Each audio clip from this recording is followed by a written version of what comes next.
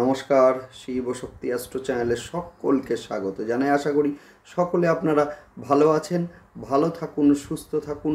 মাসিক রাশিফলের ভিডিওর আজকের আলোচনার বিষয় হচ্ছে মকর রাশি এবং লগ্নের জাতক জাতিকাদের আগামী সেপ্টেম্বর মাসটা কেমন যাবে সেই নিয়েই আজকের ভিডিওতে কিন্তু পুঙ্খানুপুঙ্খ আলোচনা করব। সঙ্গে থাকছে নাক্ষত্রিক বিশ্লেষণ এবং সেই সঙ্গে প্রতিকার। অবশ্যই আপনারা ভিডিওটিকে শেষ পর্যন্ত দেখতে থাকুন।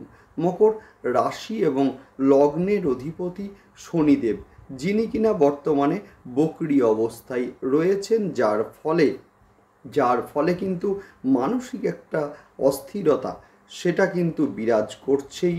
মূলত মকর রাশি এবং লগ্নের জাতক জাতিকাদের আপনি না চাইলেও মূলত কোনো না কোনো চিন্তা আপনার মনের মধ্যে এসেই যাচ্ছে, যার ফলে কিন্তু মানসিক অস্থিরতার জন্ম হচ্ছে। এবং সেই সঙ্গে বলবো যে বকরি শনিদেব, যিনি কিনা বর্তমানে দ্বিতীয় স্থানে অবস্থান করছেন, যার ফলে কিন্তু অর্থের ব্যয়, অহেতুক অর্থের ব্যয়, যাদের জন্মছকে শনিদেব নিচস্থ রয়েছেন বা শত্রু গৃহগত রয়েছেন, এদের ক্ষেত্রে কিন্তু অহেতুক অর্থের ব্যয় সেটা যেমন রয়েছে, একইভাবে শনিদেবের তৃতীয় দৃষ্টি কিন্তু চতুর্থ স্থানের ওপরে পড়ার জন্যে মূলত বিগত 2 বছর ধরে আমরা লক্ষ্য করেছি যে সংসারের মধ্যে কোনো না কোনো উটকো ঝামেলা মূলত এসে পড়তে এবং সেই সঙ্গে মায়ের শরীর নিয়ে কিছুটা দুশ্চিন্তা বৃদ্ধি পেতে।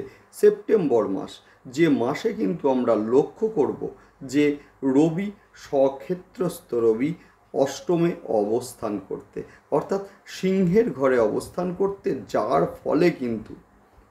ফলে কিন্তু অষ্টম স্থানে রবিদেবের অবস্থানের জন্য যে সমস্ত মকর রাশি এবং লগ্নের জাতক জাতিকারা দীর্ঘদিন অসুস্থ অবস্থায় ছিলেন বা রোগ ধরা পড়ছিল না, এদের ক্ষেত্রে কিন্তু বেটার একটা ট্রিটমেন্ট সেইটা কিন্তু মূলত পেতে আমরা লক্ষ্য করব। সেই সঙ্গে অষ্টম স্থানে অবস্থান করে রবির দৃষ্টি কিন্তু পড়বে আপনাদের দ্বিতীয় স্থানের ওপরে, যার ফলে কিন্তু মূলত কুটুম্বকুলের মধ্যে আপনার একটা গ্রহণযোগ্যতা সেইটা কিন্তু বৃদ্ধি পাবে। এবং সেই সঙ্গে আমরা আরও একটি বিষয় লক্ষ্য করব সেপ্টেম্বর মাসে, সেটা হচ্ছে আপনাদের দশম স্থানের অধিপতি শুক্রদেব, যিনি কিন্তু মূলত কন্যা রাশিতে অবস্থান করবেন 18 তারিখ পর্যন্ত এবং সেখানে নিচস্থ অবস্থায় অবস্থান করবেন এবং সেই সঙ্গে কেতু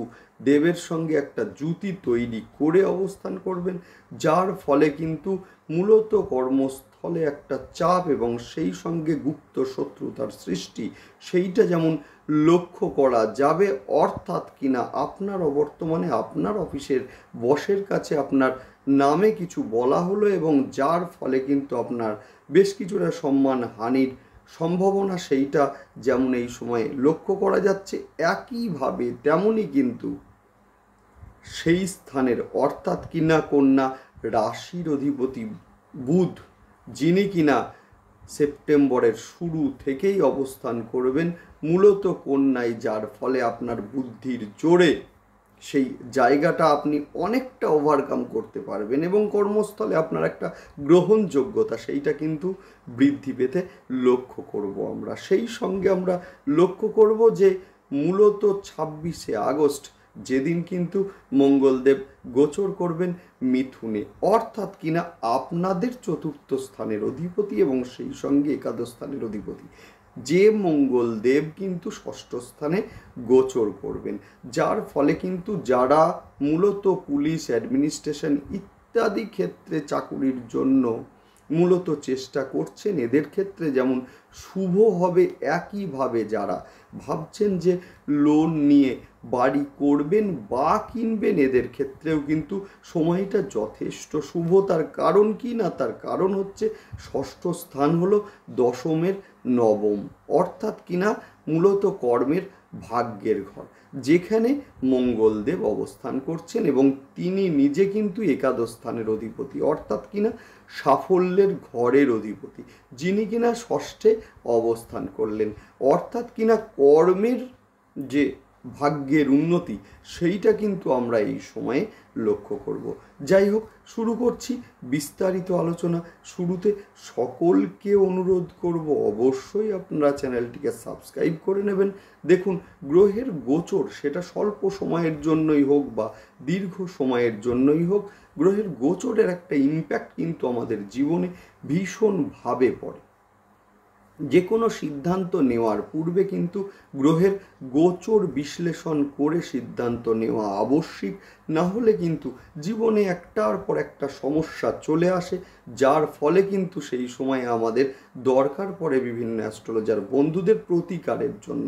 দেখুন, মূলত প্রতিকার হচ্ছে সবচেয়ে বড় প্রতিকার।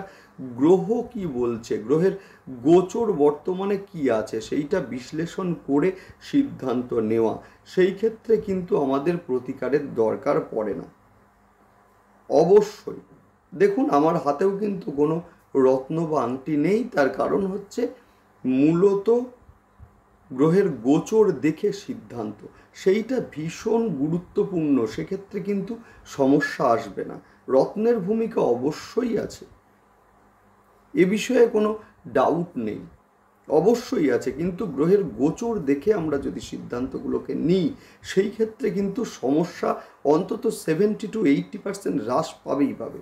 যাই হোক, অবশ্যই আপনারা চ্যানেলটিকে সাবস্ক্রাইব করে নেবেন, যাতে প্রতিটা গ্রহের গোচরের সঙ্গে সঙ্গে ভিডিওর নোটিফিকেশান আপনাদের কাছে সহজে পৌঁছে যায়।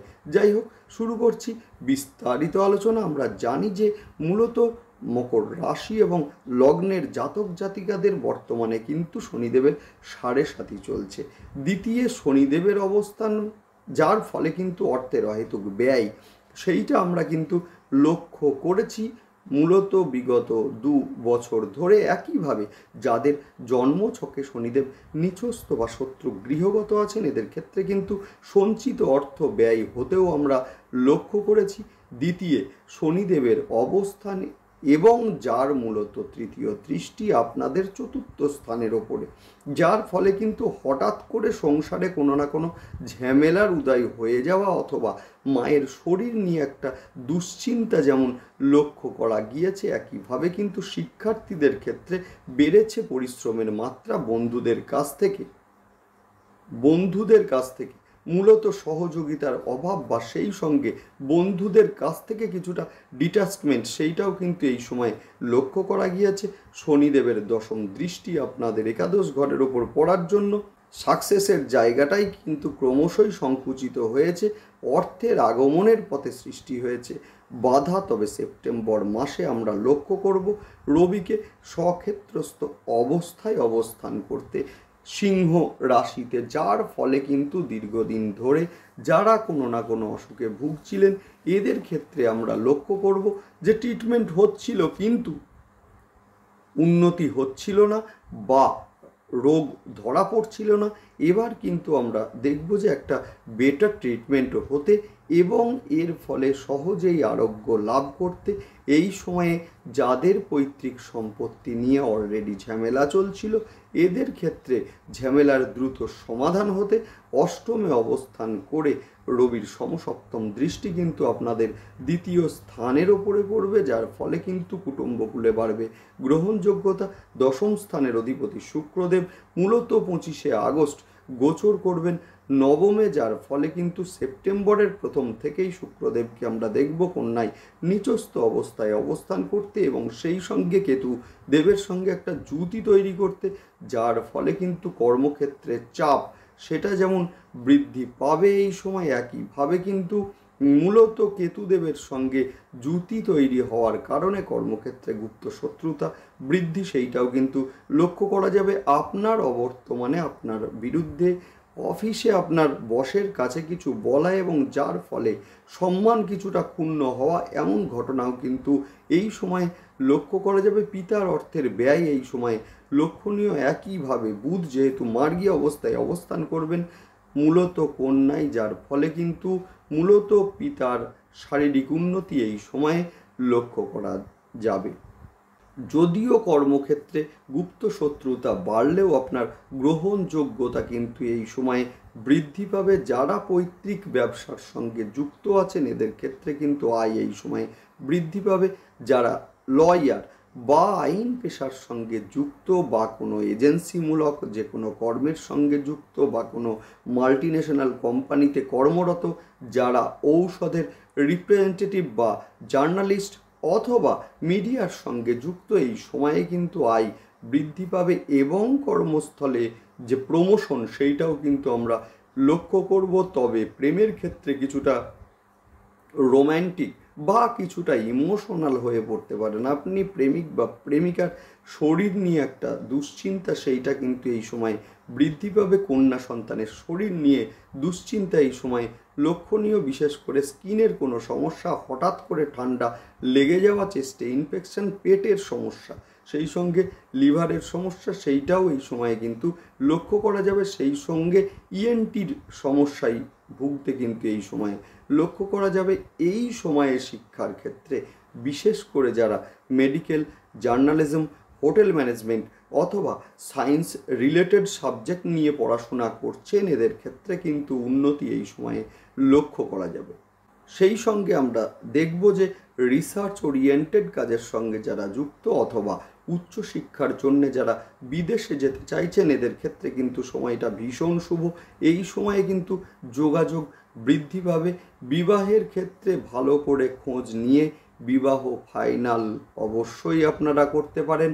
হঠাৎ করে কোনো অফার এলে তা ভালো করে বিশ্লেষণ না করে গ্রহণ না করাটাই ভালো। এবং সেই সঙ্গে আমরা বলবো যে রাহু যেহেতু জলতত্ত্বের, সুতরাং অনলাইনে লেনদেন, বিশেষ করে আর্থিক লেনদেন বুঝে করুন। এই সময়ে কিন্তু কোনো ইলেকট্রনিক্স ডিভাইস হতে পারে, সেটা মোবাইল হতে পারে, সেটা ল্যাপটপ ইত্যাদি পড়ে যাওয়া বা হঠাৎ করে খারাপ হয়ে যাওয়া বা স্লো হয়ে যাওয়ার মতো ঘটনাও কিন্তু এই সময়ে লক্ষ্য করা যাবে। একাদশ স্থানের অধিপতি মঙ্গল ষষ্ঠে, আবার তিনি কিন্তু আপনাদের মূলত চতুর্থ স্থানের অধিপতিও। ফলে যারা লোন নিয়ে বাড়ি কিনবেন ভাবছেন বা করবেন ভাবছেন এদের ক্ষেত্রে কিন্তু সময়টা ভীষণ শুভ। যেটা এতদিন হচ্ছিল না, বাধা আসছিল, এবারে কিন্তু যথেষ্ট শুভ হবে। এবং সেই সঙ্গে বলবো যে যারা মূলত পুলিশ, অ্যাডমিনিস্ট্রেশন বা ডিফেন্সের পরীক্ষা দেবেন ভাবছেন এই সময়ে বা আগে দিয়েছেন, রেজাল্ট বেরোবে, এদের ক্ষেত্রেও কিন্তু এই সময় যথেষ্ট শুভ। গর্ভস্থ সন্তানের ক্ষেত্রে একটু সতর্ক হন। শেয়ারে ইনভেস্টের ক্ষেত্রে, বিশেষ করে স্বল্পমেয়াদী শেয়ারের ক্ষেত্রে বুঝে ইনভেস্ট করুন। দীর্ঘমেয়াদী শেয়ারের ক্ষেত্রে সময়টা যথেষ্ট শুভ। নেক্সট আলোচনা করব নাক্ষত্রিক বিশ্লেষণ নিয়ে। প্রথমেই বলবো উত্তরাষাঢ় নক্ষত্রের ক্ষেত্রে যারা পুরাতন রোগে কষ্ট পাচ্ছিলেন এবারে কিন্তু রোগ ধরা পড়বে এবং বেটার ট্রিটমেন্ট পেতে আমরা লক্ষ্য করব। আর্থিক ভাব যথেষ্ট শুভ, কুটুম্বকুলে গ্রহণযোগ্যতা এই সময় বাড়তে চলেছে। নেক্সট আলোচনা করব শ্রবণা নক্ষত্রের জাতক জাতিকাদের ক্ষেত্রে স্বামী বা স্ত্রীর ক্ষেত্রে এই সময়ে যোগাযোগ বাড়বে। যারা সোশ্যাল মিডিয়ায় আছেন এদের ক্ষেত্রে যথেষ্ট শুভ সময় এটা। হঠাৎ করে প্রেমের ক্ষেত্রে ইমোশনাল হয়ে পড়তে পারেন শ্রবণা নক্ষত্রের জাতক জাতিকারা। ব্যবসায় আয় বৃদ্ধি পাবে। নেক্সট আলোচনা করব ধনিষ্ঠা নক্ষত্রের জাতক জাতিকাদের যারা লোন নিয়ে বাড়ি করতে চাইছেন বা কিনতে চাইছেন এদের ক্ষেত্রে যথেষ্ট শুভ। বাইক সাবধানে চালান, এই সময়ে শরীরে আঘাত লাগার সম্ভাবনা সেটা কিন্তু রয়েছে। বাড়িতে হঠাৎ করে কিছু ঝামেলার উদয় হতে পারে এবং সেই সঙ্গে মায়ের শরীর নিয়ে কিছুটা দুশ্চিন্তা এই সময়ে বৃদ্ধি পেতে পারে। নেক্সট আলোচনা করব সেপ্টেম্বর মাস। সেপ্টেম্বর মাসে মূলত মকর রাশি এবং লগ্নের জাতক জাতিকাদের জন্ম ছক সেটাকে কিন্তু নিয়ন্ত্রণ করবেন মূলত মঙ্গলদেব, শুক্রদেব, রবি এবং সেই সঙ্গে বুধ। সুতরাং অবশ্যই আমাদের দেখতে হবে জন্মছকে শুক্রদেব যদি নিচস্থ বা শত্রু গৃহগত থাকে এই সময়ে কিন্তু নোংরা বা ছেঁড়া পোশাক বর্জন করুন। সেই সঙ্গে কিছুটা পারফিউম আপনারা এই সময় ইউজ করতে পারেন। সেই সঙ্গে ছয়মুখী রুদ্রাক্ষ শোধন করে ধারণ করুন, ভীষণ ভালো রেজাল্ট আপনারা পাবেন। বুধ যাদের বকরি বা শত্রু গৃহগত আছে বা নিচস্থ আছে, এদের ক্ষেত্রে বলবো সকালবেলায় একটু খালি পায়ে সবুজ ঘাসের ওপরে হাঁটুন, দারুণ রেজাল্ট আপনারা পাবেনই পাবেন। সেই সঙ্গে বলবো যে মূলত রবি যাদের জন্মছকে নিচস্থ রয়েছেন, স্নানের পরে সূর্যার্ঘ্য দিন, দারুণ রেজাল্ট আপনারা পাবেন। এবং সেই সঙ্গে তামার গ্লাসে জল খাওয়া অভ্যাস করুন।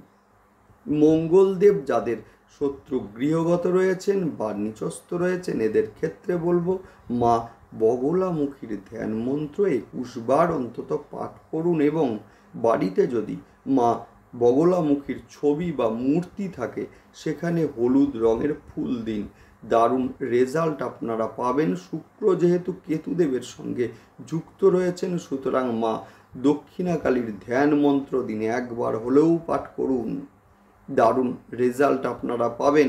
বকরি শনির জন্য রুদ্রাভিষেক সোমবার এবং শনিবার করে করুন। শনিবারে রুদ্রাভিষেকের পরে একটু কালো তিল মহাদেবকে অর্পণ করুন, দুর্দান্ত রেজাল্ট পাবেনই পাবেন। সেই সঙ্গে শনিদেবের জন্য 7মুখী রুদ্রাক্ষ শোধন করে ধারণ করুন। যাই হোক, ভালো থাকুন, দেখতে থাকুন এবং সেই সঙ্গে অবশ্যই কিন্তু চ্যানেলটিকে সাবস্ক্রাইব করে নেবেন। নমস্কার।